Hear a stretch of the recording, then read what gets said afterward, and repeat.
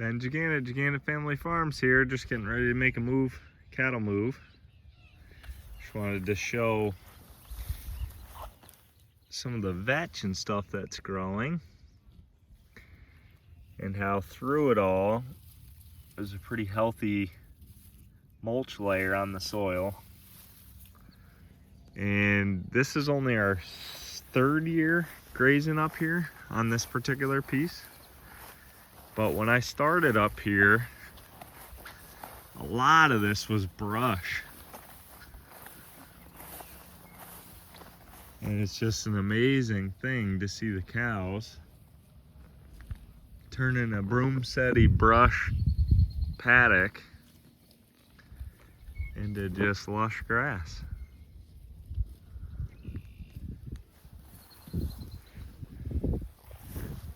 And so this time of year, especially with just how much forage we got, and I mean we have been getting just hammered with rain lately, even still. Today we got a pretty good squirt of it, but I like to leave just in case of drought. And I know it seems crazy to be thinking about drought now, but I don't want to get into July and August and be in a bind because of drought. So I like to leave about 10 to 15% of the paddock still standing like this with seed heads on it and all. And I know a lot of people, it seems like a waste, but I like to leave behind some forage. Plus this is a lot of seed. You know, over the summer, all that seed's gonna be on the ground. And I don't like to take it down. All the parasite load lives in the bottom 3 to 5 inch, or really you don't want to be grazing lower than about 5 inches. But the parasite load, studies have shown it's in the bottom 3 inches of the forage. So this was a pretty good graze. Probably this paddock was a little bit too big, and I could have tightened them up a little bit more. But I kind of had already known that from the paddock before that. So this fourth paddock in this field, this one's a little bit narrower. So I should get a better graze on the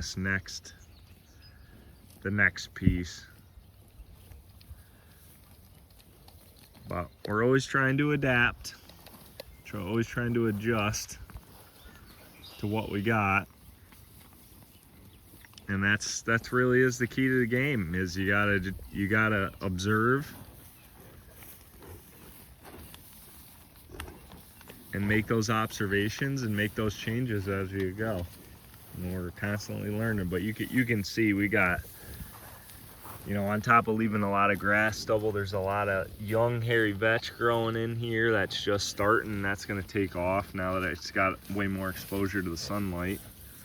But I mean, we got just such a heavy mulch layer on a lot of this. And now that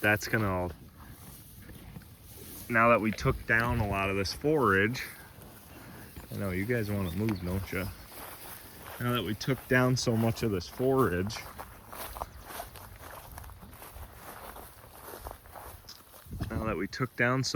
it's gonna expose a lot more to the sunlight. So it's gonna warm up the sun. You can see this too, just a clover that popped into this. There's some weeds in this too. But I kid you not, a lot of this was brush, you know, a year and a half, 2 years ago. And just from trampling,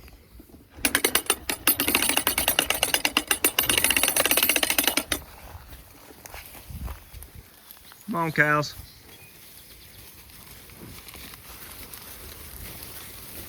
Come on, girls. Come on, cows.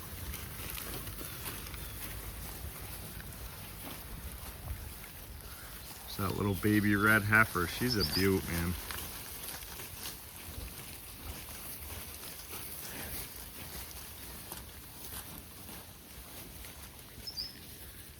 man, look at the bag on her. She's got to be dropping a calf here pretty soon. You can kind of see her vulva starting to bounce a little too. I would imagine here within another week or two. Look at her bag. Holy cow, is she making some milk. This one's starting to bag up too. I would imagine she'll be dropping a calf here really soon. That's that one for sure. Within another week, I would bet. So I'll have to keep an eye on that. Look at all this vetch in this. Holy cow.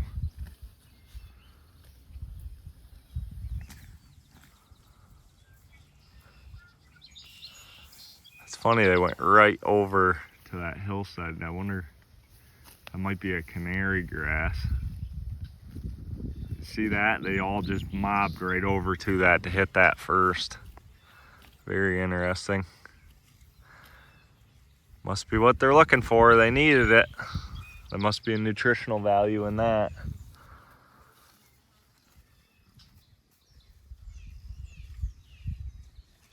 But another beautiful day. It's in the 80s, you know, just touched 80 today, which is, it's funny. 2 weeks ago we're lucky if we're in the 60s every day, and now it's bumped right up to 80 degrees.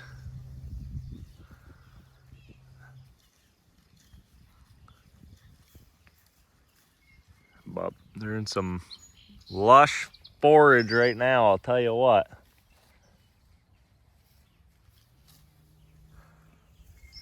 We're leaving it graze pretty high. Like this is gonna recover in no time. I left so much behind here. There's just a ton of forage in this, but I mean, you can see though, they took it down. You know, looking at that paddock versus this, I mean, they took it down quite a bit. Probably 12 inches of forage off this whole thing. But this is pretty much your peak. You know, when your forage is getting about to 18 inches tall, this might be a little closer to like 2 foot. That's about as tender. That's peaked right out. It's only gonna go downhill from there and get more lignant. But we got a long way to go here, man. This next field is where they're gonna be heading next, which this field was in really rough shape when I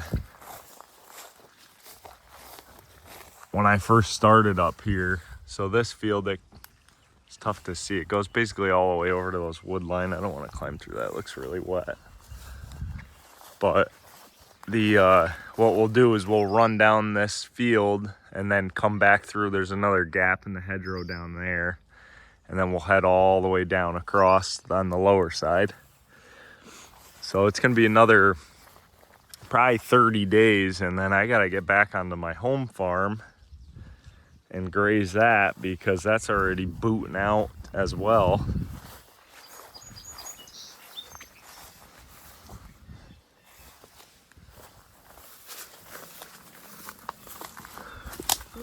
Peek through here.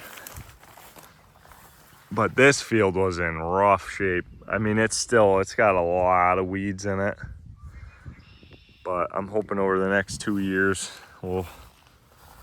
because honestly, the first year we stopped at this hedgerow, and it wasn't until last spring he let us graze this strip field. And then last fall we actually ended up going all the way down around his barn over this hill here.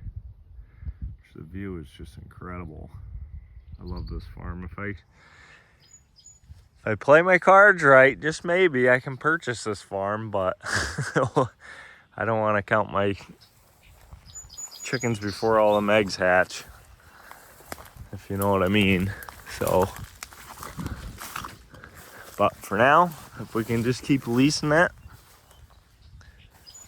all this land and just keep improving the soil and the fertility and keep improving the plant life and improve the forage quality,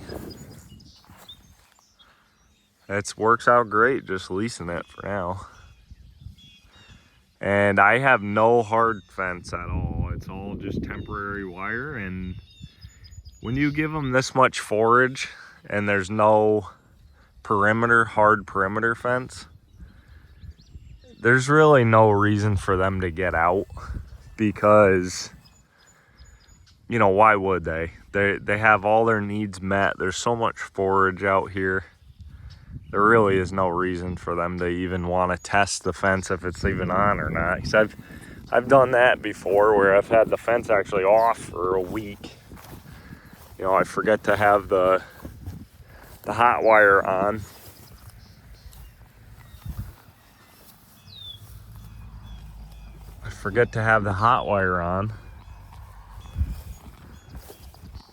And they don't even notice, and I didn't even notice either because I didn't even think about it.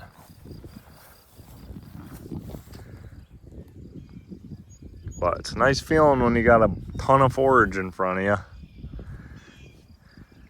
Their nutritional needs are being met. It's funny, they're nailing that canary grass. But all right, guys, I gotta head on down the road. I'm gonna just top their water off quick, and that's our today's move. And that's that. And then we'll be moving through that hedgerow tomorrow. And tomorrow night I'll have to set up some fence for sure. But all right, guys, have a good night. Thanks for watching.